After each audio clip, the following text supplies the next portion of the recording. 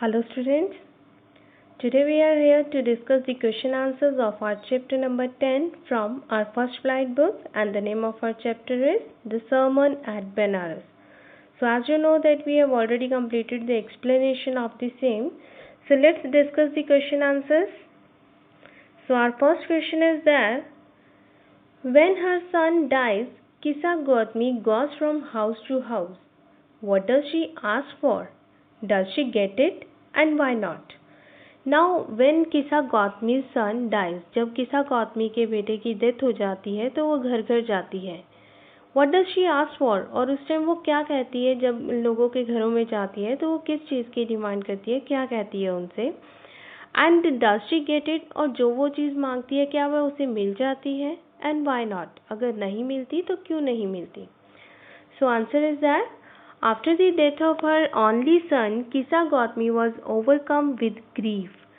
जब किसा गौतमी के अकेले बेटे की, मतलब उसका एक ही बेटा था, कोई और बच्चा नहीं था, जब उसकी डेथ हो जाती है तो वो बहुत ही ज़्यादा दुखी हो जाती है.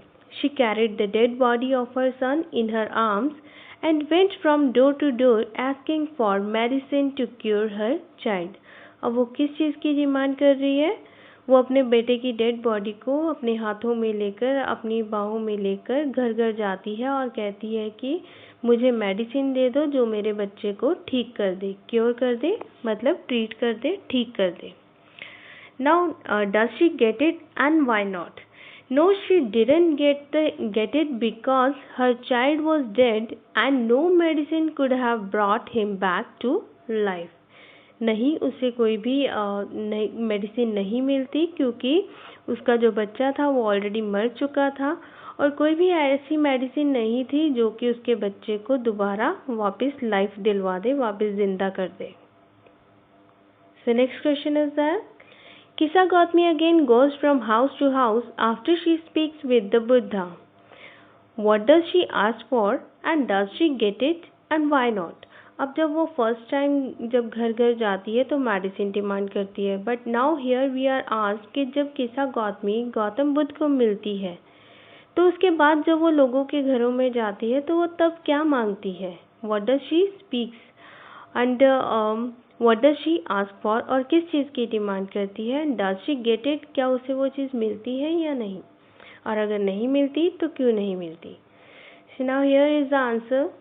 Gautam Buddha asked Kisa to bring a handful of mustard seeds from a house where death had never knocked at the door. अब गौतम बुद्ध किसा गौतमी को बोलते हैं कि मुझे एक मुट्ठी भर जो है मस्टर्ड के सीड्स लेके ला के दो. मस्टर्ड सीड्स मतलब सरसों के दाने, जिसे हम राई भी कहते हैं, और वो उस घर से आने चाहिए जहाँ कभी किसी की डेथ ना हुई हो. Where death had never knocked at the door, मतलब जहाँ जिस घर में कभी किसी की डेथ न हुई हो. Kisa Gautami went from door to door but couldn't find even a single house where death had not taken a beloved away.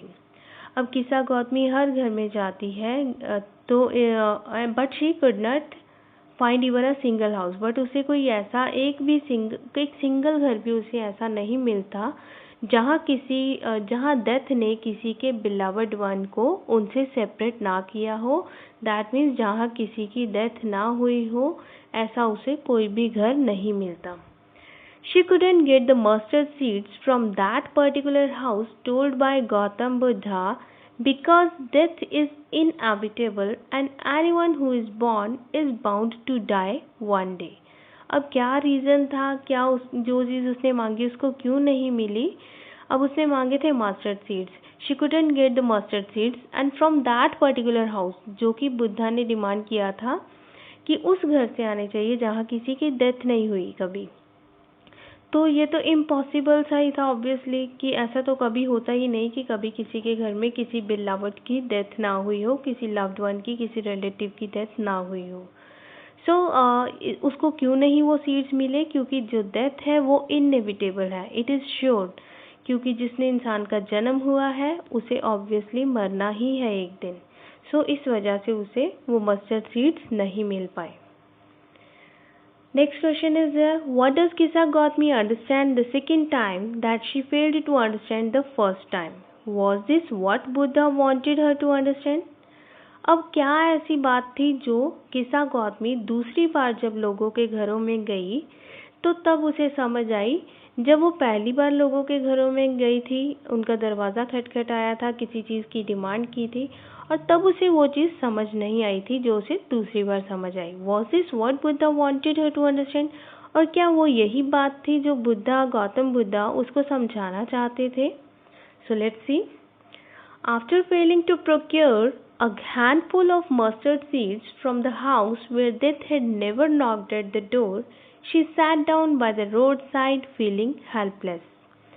अब जब किसा गौतमी को गौतम बुद्धा ने बोला कि हैंडफुल ऑफ मस्टर्ड सीड्स लेके आओ उस घर से जहाँ किसी की डेथ नहीं हुई कभी, तो जब वो इस काम में फेल हो गई, उसको वो हैंडफुल ऑफ मस्टर्ड सीड्स नहीं मिल पाए ऐसे घर से, तो वो बहुत ही हेल्पलेस सी होगी, बहुत लाचार होगी, बेबस सी होकर थक हार कर रोड के किनारे पर बैठ गई.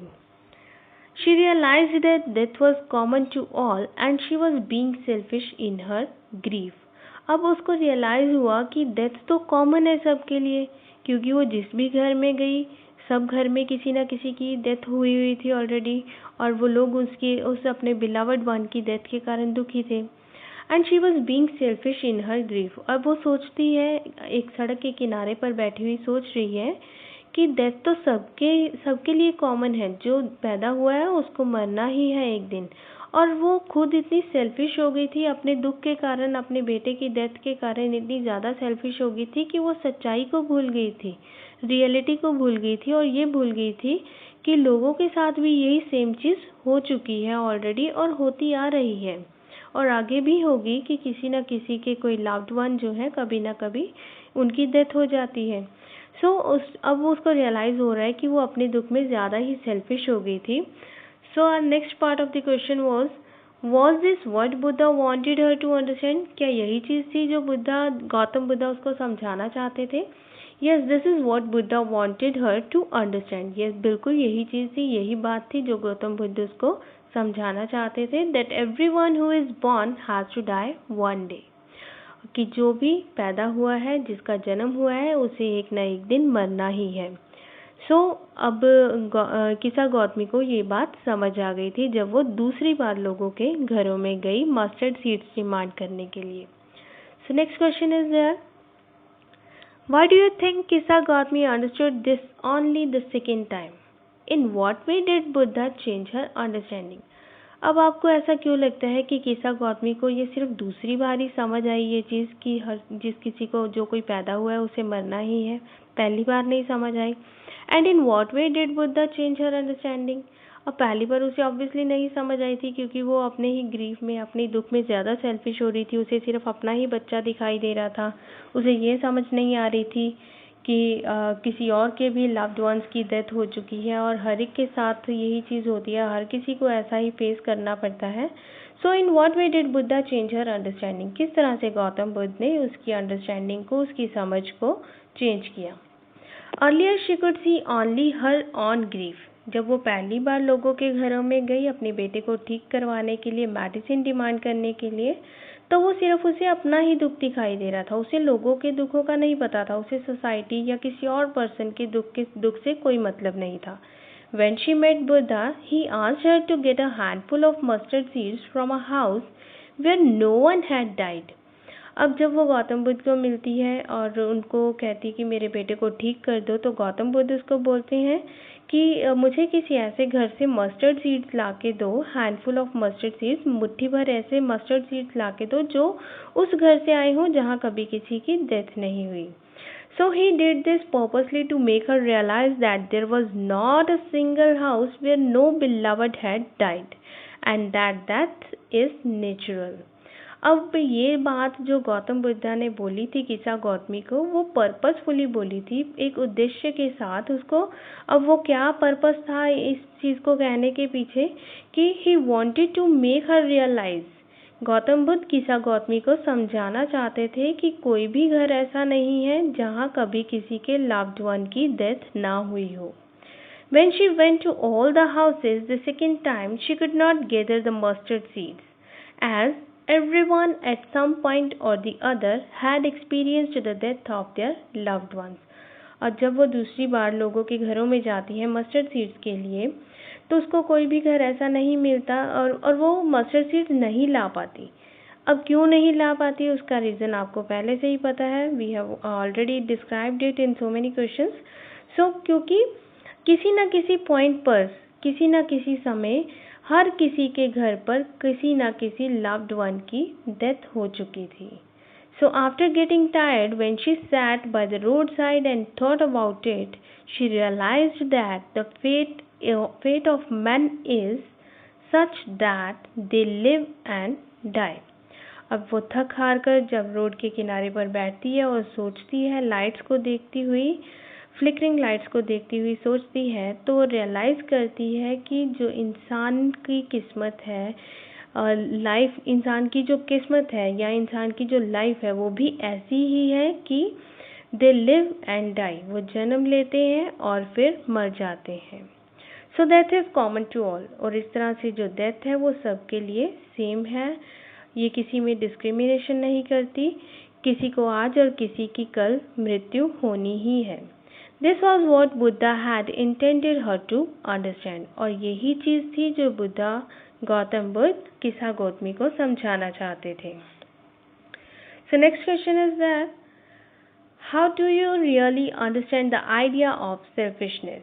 Do you agree with Kisa Gotami that she was being selfish in her grief? अब आप सेल्फिशनेस से क्या समझते हैं, आपका क्या मतलब है, किस तरह से आप उसको सेल्फिशनेस के पॉइंट को किस तरह से अंडरस्टैंड करते हैं, जिसे हम हिंदी में स्वार्थीपन भी कहते हैं। Do you agree with Kisa Gautami? क्या आप किसा गौतमी के साथ एग्री करते हैं कि वो भी सेल्फिश थी अपने दुख में? So answer is that a selfish person is the one who only thinks about himself और herself, and to some extent Kissa Gautami was being selfish because she was not ready to admit that her son had died. अब selfishness का मतलब है, selfish person वो होता है जो हमेशा अपने लिए ही सोचता है, वो दूसरे की केयर नहीं करता। दूसरे की फीलिंग्स हर्ट हो तो हो, बट अपना फ़ायदा होना चाहिए। So and to some extent, और अगर कुछ हद तक देखा जाए किस्सा गौतमी भी सेल्फिश हो रही थी। क्यों? क्योंकि वो she was not ready to admit that her son had died, वो इस चीज़ को मानने को तैयार ही नहीं थी कि उसके सन की डेथ हो चुकी है, और वो घर घर जा रही थी, लोगों को रिक्वेस्ट कर रही थी कि मेरे बेटे को ठीक कर दो, इसको मेडिसिन दिलवा दो। So we are mortals and it is natural for us to die.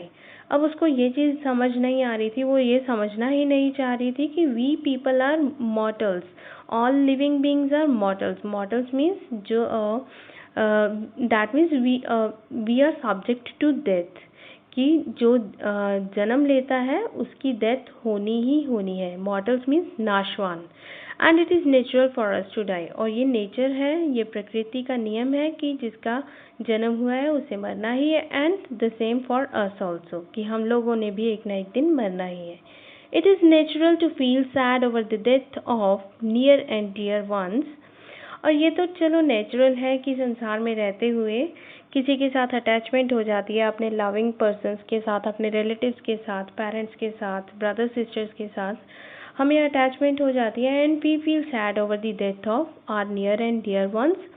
But Kissa Gautami was so engrossed in her sorrow that she forgot to think about the live members of her family and society. But Kissa Gautami इतनी ज़्यादा selfish हो जाती है, वो अपने ही दुख में इतनी ज़्यादा इंग्रॉस हो जाती है, अपने आप को जकड़ लेती है अपने दुख में, कि वो भूल जाती है बाकी अपने फैमिली के जो लिविंग मेंबर्स, लाइव मेंबर्स हैं, जो जीवित हैं, जो मेंबर्स उसकी फैमिली के या सोसाइटी के, उनके बारे में वो कम्प्लीटली भूल जाती है, और सिर्फ उसे अपना ही दुख दिखाई देता है। इसलिए इस चीज़ को, उसकी इस नेचर को सेल्फिशनेस बोला गया है कुछ एक्सटेंट तक। With this our chapter has come to an end, so thank you, have a nice day.